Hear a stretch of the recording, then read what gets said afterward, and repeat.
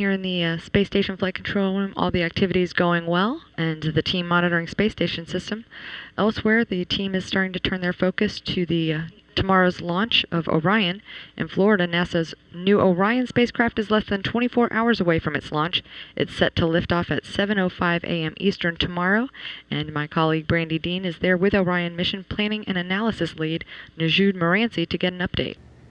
Thanks, Nicole.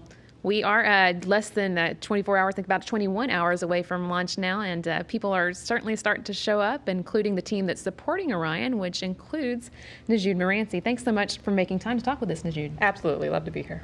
Well, so as part of the team, what can you tell us about the sense of excitement? Are people getting pretty excited? Everyone's incredibly excited. I mean, we used to count this launch away in years and then months and days, and now we're literally in hours to launch. Yeah, it's a good time to be in, right? Yes, absolutely. Well, as you said, we've been working on Orion for quite a while now. What did we start out with the intention of creating?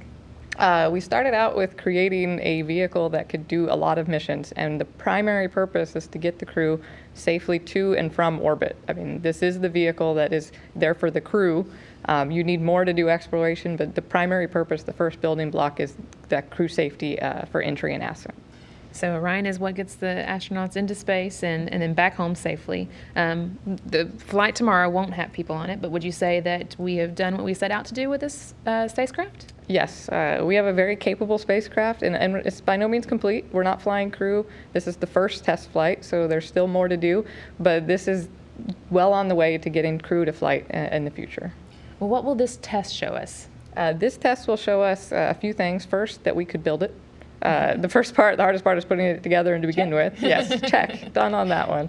But then we have lots of instrumentation, so we'll be collecting data on all of the systems from structures to thermal systems. And the other primary thing is the whole re-entry heat shield. I mean, you can't fully test the heat shield on the ground, so this is the only way to do it, as well as the entire entry, descent, and landing sequence for the parachutes. So end to end, we're getting a ton of data out of this for those future vehicles. I read about, I was told about 1,200 sensors on Orion that we're going to be collecting data? Yes, we have like 1,200 sensors, and that's just the additional sensors. We also have plenty of sensors that are a normal part of the vehicle. So you have plenty of operational equipment that the computers record, plus the extra sensors added for the flight.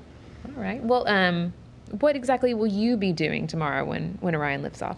So tomorrow I will be in the engineering support room that's here at KSC. We'll be supporting the flight control team and the launch team throughout the whole prep and flight. So we represent all the engineers and the real technical experts. We'll be monitoring the systems, and in particular I'll be on the Orion system timeline console, which will monitor the whole automated sequencing, the computer-controlled timeline, which is executing the jettison events and the triggers for all the other subsystems to operate. So that's what I'll be doing throughout the flight. Well, let me ask, so analysis is part of your title. Mm-hmm. Will you be doing a lot of that when Orion comes back? A lot of the analysis I've already started is for the next flights. Oh, okay. So the subsystem designers will be taking this data to improve their models for next time. All of that will then feed into the integrated analysis we're doing for what the Orion will be capable of in the future, what the constraints will be, how we operate it, all of that. So all of it will eventually flow into what I'm doing, but really we're already starting to work on the next flight. Okay. Well, what exactly would you say you're most excited about seeing tomorrow? So my biggest excitement, having formerly been on the space station program for a long time, was you see the very small curve in the Earth from the camera in low Earth orbit, and I am really excited to see what the Earth looks like from our apogee at 3,600 miles with just that far out big picture of how far we've gone and what you see of the Earth from there. It should be a different view, right? Absolutely.